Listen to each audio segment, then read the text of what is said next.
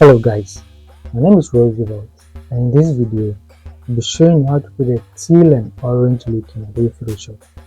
So in order to create a teal and orange look, you'd have to change both our foreground color and then background color. So let's go ahead and change the foreground color to teal, and the color code for teal is 008080. So select OK. Let's change the background color to orange, and the color code for orange is FFA 500. Select OK. Once you are done, just click on the adjustment layer icon over here and select gradient mode. Now the only thing to do is to change the blend mode from normal to either overlay or soft line, but then with this image I'll be going with soft line.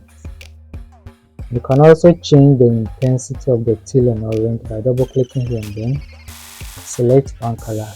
When you move it to the right side, you reduce the orange in the image, and then when you move it to the left side, you increase the orange in the image.